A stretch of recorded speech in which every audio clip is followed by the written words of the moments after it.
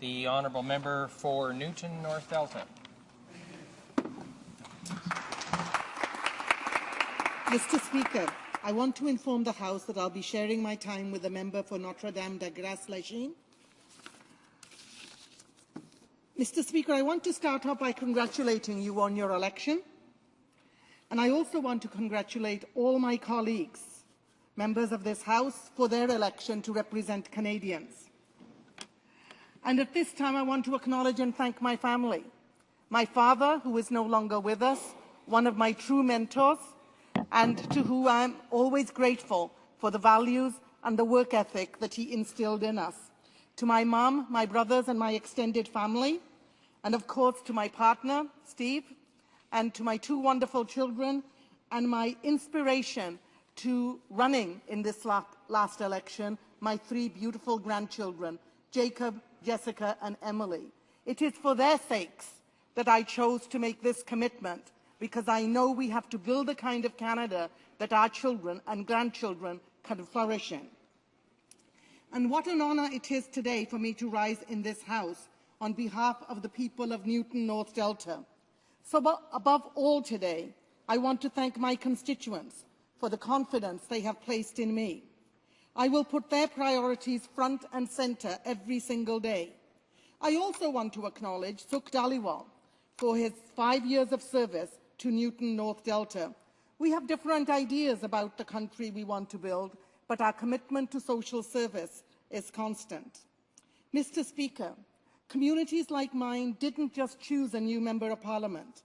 On May 2nd, they sent a powerful message to Ottawa.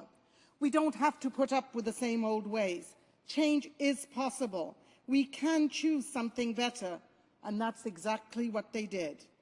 4.5 million Canadians from every region all rallied behind our New Democrat vision for a better Canada, where families come first and no one is left behind. And I humbly accept the mandate they have given me. I accept their mandate to put families at the front of the line, ahead of the profitable banks, ahead of the big polluters, ahead of companies shipping good Canadian jobs out of the country. I accept their mandate to work constructively with all members of the House to get practical results, because the challenges we highlighted in this election are very real for citizens in my community. I've spoken with families who are being squeezed between caring for their children and caring for their elderly parents, who have seen their senior parents struggling to get by on a fixed income, and who have to watch the very people who built this country struggling to meet their healthcare needs and their other economic needs. I've heard from students who are not only worried about the size of the debt that they will have upon graduation, but who are worried that there will not be enough fair-paying jobs to help them get rid of the debt once they are employed. And let me just interject in here a short story about a young woman I met. And when she told me the size of her debt, student debt, and by the way, this was not a unique story, I was absolutely flabbergasted, because it was higher than the first mortgage I took out to buy my first house. And that is the kind of struggles our young people are facing today. I've talked with families who are seriously concerned that the pensions they have been paying into all their working lives may now be at risk. By privatization and the volatility of the stock market, we've all seen what happened to the south of the border. Many of my constituents are puzzled when they see raw logs shipped out of our country, while sawmill jobs in Canada remain dormant. Whole communities are decimated. You just have to go through parts of BC, and BC is not unique in this. I've seen these former well-paid mill workers now struggling to get by, the lucky ones, while working at 2 or 3 part-time, low-paying jobs. And almost all of my constituents, no matter their income, men, women, their ethnic background, all want to see a strong, publicly funded public health system in Canada. They want to see it enhanced. They do not want to see it privatized or rationed.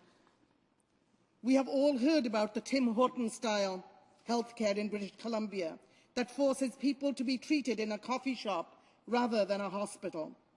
Together, every one of us in this House must protect and improve our universal healthcare system, a gift from Tommy Douglas and other pioneers.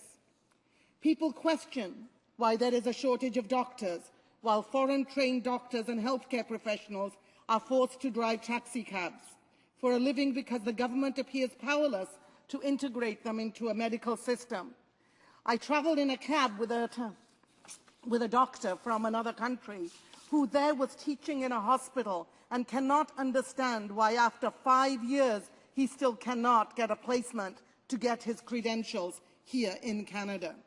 I've talked with young working families who are finding it difficult, almost impossible to balance their cost of living, runaway gas prices, the cost of housing, the cost of childcare, care for their aging parents, and to service their huge student debts. Most are frustrated. Many have lost hope. Almost all have become cynical of government. They see government as representing the interest of big banks and big corporations and not representing their family interests. They cannot understand the continued tax breaks to big banks and oil companies while they are losing jobs in those sectors. Families in my riding cannot understand why they have to wait from 12 to 15 years to bring grandparents and parents into this country, and they are worried that this government has not made those kind of commitments to improve family reunification. That is why the people of Newton North Delta voted for change.